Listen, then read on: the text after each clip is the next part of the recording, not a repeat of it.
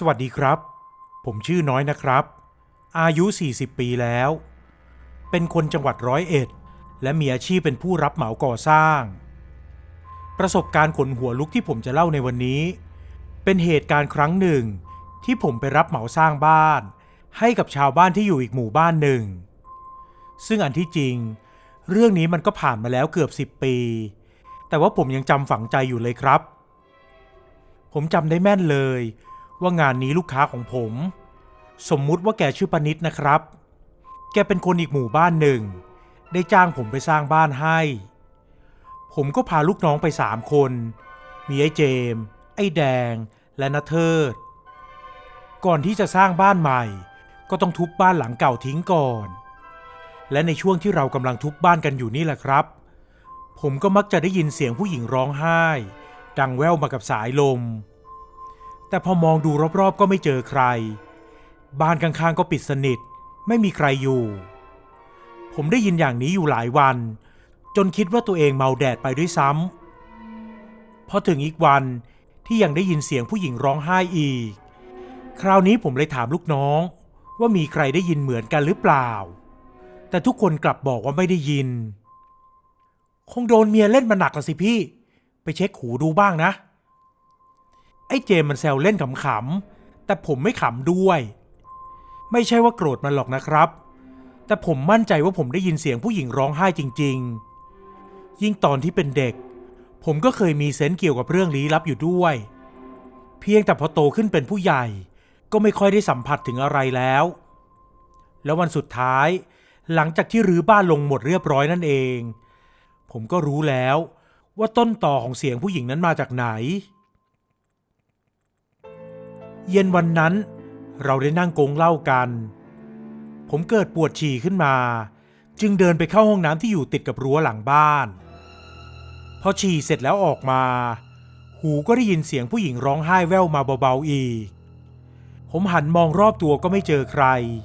หรือมีผู้หญิงอยู่แถวนั้นเลยสักคนแต่สิ่งที่เห็นและเอะใจขึ้นมาก็คือแท้งน้ำมันเป็นแท้งปูนสูงประมาณ2 เมตรที่ปิดสนิทด้วยฝาปูนผมมั่นใจว่าได้ยินเสียงมาจากตรงนั้นแหละครับผมจึงเดินเข้าไปฟังใกล้ๆคราวนี้ผมได้ยินเสียงผู้หญิงร้องไห้ดังออกมาจากแท้งน้ำอย่างชัดหูเลยจึงถามออกไปใครอะติดอยู่ข้างในเหรอเสียงนั้นเงียบไปอึดใจหนึ่งแล้วก็ดังขึ้นมาอีกพี่ได้ยินเหรอช่วยหนูด้วยจังหวะนี้แหละได้มีลมโชยลอดใต้ฝาแท้งออกมาเบาๆพร้อมกับกลิ่นเหม็นเน่าแต่ผมไม่ได้เอะใจอะไรแล้วถามกลับไปยังไงเนี่ยน้องเข้าไปติดอยู่ในนั้นได้ยังไงเธอไม่ตอบครับแต่ถามกลับมาว่าผมชื่ออะไรพี่ชื่อน้อยครับแล้วน้องล่ะชื่ออะไรชื่อฝนค่ะพี่ช่วยหนูหน่อยได้ไหมคะได้สิน้องเดี๋ยวพี่ไปตามลูกน้องมาช่วยกันเปิดฝาแท้งออกนะว่าแล้วผมก็กำลังจะเดินหันหลังออกมาเดี๋ยวพี่อยู่ก่อนเธอตะโกนออกมาดังกว่าเดิมอีกและคราวนี้มันก็มีลมพัดออกมาจากแท้งวูบหนึ่งพร้อมกับกลิ่นเหม็นเน่าคละคลุ้งไปหมดจนผมต้องดึงคอเสื้อขึ้นมาปิดจมูกเพราะทนกลิ่นไม่ไหวมันเป็นอะไรที่น่าประหลาดใจมากๆครับผมรอสักพักจนกลิ่นจางหายไปผมจึงถามเธอไปว่ามีอะไรพี่ไปช่วยลูกหนูทีอ้าวแล้วลูกของน้องเป็นอะไรล่ะผมถามไปอย่างงงพ่อมันจะมาเอาไปพี่ช่วยไปบอกป้าหนูทีๆฮะไปบอกใครนะป้าหนูค่ะชื่อป้านิดช่วยไปบอกให้แกเอาลูกหนูไปซ่อนทีป้านิดที่เป็นเจ้าของบ้านที่นี่เหรอใช่ค่ะพี่ต้องรีบไปนะคะพ่อเด็กจะมาแล้วเมื่อเป็นอย่างนั้นผมก็ตกลงว่าจะไปบอกป้านิดให้ทั้งที่ตอนนั้นก็ไม่ได้เข้าใจอะไรมากหรอกครับแต่พอรับปากไปเสียงเธอก็หายเงียบไปซะอย่างนั้นผมจึงหันหลังเดินกลับออกมาจากตรงนั้น พอเจอลูกน้องที่นั่งกินเหล้ากันอยู่พวกมันก็ถามผมว่าหายไปไหนมาผมจึงเล่าเรื่องที่เจอให้ฟังและบอกให้ไปช่วยกันเปิดฝาแท้งช่วยผู้หญิงที่ติดอยู่ข้างในออกมาทั้ง3 คนทำหน้าเหมือนไม่อยากจะเชื่อครับใครมันจะไปบ้าติดอยู่ในแท้งนั่นล่ะพี่อำกันเล่นหรือเปล่าเนี่ยไอ้เจมส์พูดโพล่งขึ้นมากูไม่ได้อำพวกมึงไปดูดิผมบอกอย่างจริงจังแต่ทั้ง3 คนก็ยังไม่เชื่ออีกผมจึงบอกไปว่าถ้าโกหกผมจะยอมเลี้ยงเหล้าก็ได้และเลี้ยงไม่อั้นเลยด้วยพอบอกอย่างนี้ทั้ง3 คนจึงยอมพากันเดินไปดูที่แท้งน้ำอย่างเฮฮาคงหวังว่าจะได้กินเหล้าฟรีนั่นแหละครับส่วนผมก็ควบมอเตอร์ไซค์ไปที่บ้านป้านิดที่อยู่ห่างไปอีก3 ซอยพอถึงบ้านของป้านิดผมก็เห็นว่าป้านิดกำลังล้างขวดนมเด็กอยู่ที่ก๊อกน้ำหน้าบ้านพอดีดูท่าว่าเรื่องที่น้องฝนคนที่ติดอยู่ในแท้งน้ำคนนั้นบอกมาน่าจะเป็นเรื่องจริงเข้าแล้วผมลงจากมอเตอร์ไซค์แล้วเดินเข้าไปหาป้านิดป้านิดครับมีน้องผู้หญิงคนหนึ่งที่ชื่อฝนบอกให้ผมมาหาป้านิดร้องฮะออกมาดังๆแล้วถามว่าฝนคนไหนก็ที่อยู่บ้านเก่านั่นนะครับผมเจอเธอติดอยู่ในแท้งน้ำเธอบอกว่าให้มาหาป้าเท่านั้นแหละป้านิดถึงกับเหวอและหน้าซีดไปเลยจังหวะนั้นไอ้เจมส์ไอ้แดงและณเทิดได้พากันขี่มอเตอร์ไซค์ตามมาที่บ้านป้านิดพอดีพอลงจากรถไอ้เจมส์ก็พูดขึ้นมาคนแรกพี่น้อยเว้ยพี่ต้องเลี้ยงเหล้าแล้วล่ะไม่เห็นมีใครอยู่ในแท้งเลยพี่ผมแทบไม่อยากเชื่อหูตัวเองเพราะมันเป็นไปไม่ได้หรอกครับแล้วไอ้เจมส์กับไอ้แดงที่เป็นคนปีนขึ้นไปเปิดฝาแท้งดูก็เล่าให้ฟังว่า2 คนช่วยกันใช้ไม้งัดฝาแท้งน้ำออกและพบว่าภายในแท้งน้ำนอกจากจะไม่มีผู้หญิงที่ผมเอ่ยถึงแล้วยังมีแต่น้ำสีดำอยู่เกือบเต็มแท้งส่งกลิ่นเหม็นเน่าไปหมดให้ตายก็ไม่มีใครสามารถลงไปอยู่ในแท้งนั้นได้หรอกและถึงจะอยู่ได้ก็คงจะหนีออกมาคนเดียวไม่ได้เพราะขนาดผู้ชาย2 คนยังช่วยกันงัดฝาเปิดอย่างยากลำบากเลยผมอึ้งไปสักพักแล้วคิดว่าแล้วผู้หญิงที่ผมคุยด้วยล่ะเธอเป็นใครผมถามณเทิดอีกครั้งว่าจริงหรือเปล่าณเทิดก็ยืนยันว่าขึ้นไปดูแล้วเหมือนกันแต่ไม่มีใครอยู่ในแท้งนั้นจริงๆผมหันไปมองป้านิดด้วยอาการที่พูดอะไรไม่ออกแต่แล้วป้านิดก็ถามผมพี่น้อยได้คุยกับอีฝนที่นั่นจริงๆเหรอก็จริงสิป้าสาบานเลยป้านิดพยักหน้าอย่างเข้าใจก่อนจะพูดต่อแสดงว่าอีฝนมันยังเป็นห่วงลูกของมันอยู่หมายความว่ายังไงป้าเรื่องมันเป็นยังไงผมงงไปหมดแล้วป้านิดก็เฉลยว่าฝนหลานของแกนั้นได้เสียไปแล้วเมื่อเดือนก่อนนี้เองผมแทบไม่อยากจะเชื่อพร้อมๆกับที่ขนลุกเกลียวขึ้นมาทั้งตัวใครจะคิดว่าที่คุยกันเป็นตุเป็นตะมาเมื่อกี้จะเป็นผีไปได้และป้านิดก็เล่าให้ฟังครับว่าคืนที่ฝนเสียชีวิตนั้นเธอถูกคนบุกเข้าไปยิงถึงในบ้านจนเสียชีวิตโชคดีที่คืนนั้น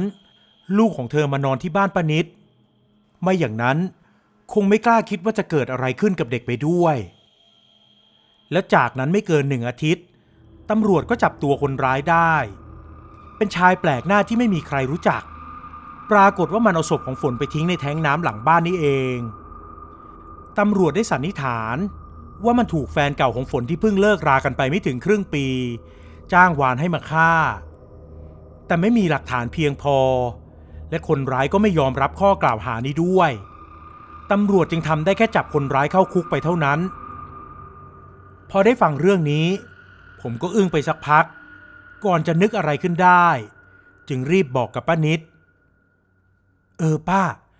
น้องเขาบอกว่าพ่อของเด็กกำลังจะมาเอาเด็กให้ป้ารีบเอาไปซ่อนทีอะไรนะป้านิดพูดขึ้นมาอย่างตกใจพร้อมกับหันหน้ามองเข้าไปในบ้านก่อนจะรีบก้าวเท้ายาวๆเข้าไปพวกผมก็ตามหลังแกไปติด ปรากฏว่าไม่พบเด็กอยู่ในบ้านแล้วครับไม่ว่าจะในห้องนอนหรือในครัวก็ตามและสิ่งที่เห็นคือประตูหลังบ้านได้เปิดอาซ่าเอาไว้พวกเรารีบกลับออกมาจากบ้านและช่วยกันร้องเรียกหาเด็กไปทั่วบริเวณแต่ไม่มีวี่แววของเด็กเลยแล้วก็มียายคนหนึ่งปั่นจักรยานมาที่หน้าบ้านด้วยสีหน้าแตกตื่นจากนั้นก็ตะโกนบอกป้านิดอีนิดไอเสือมันเอาหลานมึงไปทางป่าท้ายหมู่บ้านแล้วมึงรีบตามไปเร็วไม่รอช้าพวกผม4 คนพร้อมกับป้านิดก็ขี่มอเตอร์ไซค์ไปทางท้ายหมู่บ้านโดยเร็วเวลานั้นมันใกล้ค่ำมากแล้วเราก็เจอชาวบ้านกลุ่มหนึ่ง5-6 คนกำลังยืนล้อมไอ้เสืออยู่กลางถนนมันอุ้มเด็กไว้ในมือเป็นเด็กผู้ชายอายุน่าจะขวบเศษมืออีกข้างของมันถือมีดปลายแหลมไว้สายตาล็อกแลกตวัดมีดไปมาใส่ชาวบ้านที่พยายามจะเข้าไปห้ามมันลักษณะคล้ายคนหลอนยาบ้าไม่มีผิดครับพวกเราลงจากรถไปหาไอ้เสือป้านิดก็ตะโกนขอร้องให้มันอย่าทำอะไรหลานแล้วไอ้เสือมันก็พูดขึ้นมานี่ไม่ใช่ลูกกูเป็นลูกชู้ของอีฝนกูจะฆ่ามันทิ้งพูดจบชาวบ้านต่างตะโกนห้ามมันกันอย่างหวาดเสียวพวกมึงอย่าเข้ามากูทำจริงนะเว้ยว่าแล้วมันก็อุ้มเด็กถอยหลังหนีห่างออกไปช้าๆทำให้พวกผมไม่มีโอกาสจะเข้าถึงตัวมันเลยได้แต่ยืนดูเชิงไว้และรอจังหวะเหมาะๆแล้วพอไอ้เสือมันถอยไปถึง3 แยกก็เป็นจังหวะเดียวกับที่รถ6 ล้อวิ่งเลี้ยวเข้ามาจากแยกทางขวามันเลยอาศัยจังหวะนี้หันหน้าวิ่งหนีไปทางแยกทางซ้ายชาวบ้านกำลังจะตามแต่ก็ต้องพากันหลบรถที่วิ่งเข้ามาก่อนอย่างวุ่นวายจนปล่อยให้ไอ้เสือมันพาเด็กหนีไปได้แล้วพอไอ้เสือมันหนีไปสักไม่ถึง50 เมตรนี่แหละอยู่ๆมันก็ล้มหน้าขมำกลิ้งไปตามทางส่วนเด็กก็กลิ้งหายเข้าไปในพงหญ้าข้างทางพอได้โอกาสนี้พวกผม4 คนจึงรีบวิ่งตามไปอย่างไวก่อนที่ไอ้เสือมันจะลุกขึ้น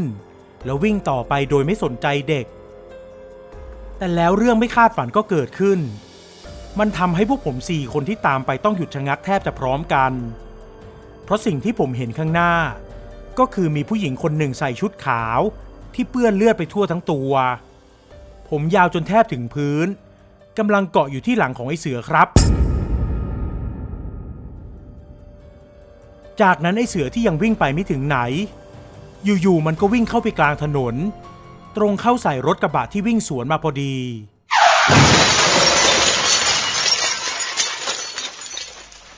กระบะคันนั้นเบรกเสียงดังแล้วเลี้ยวหลบ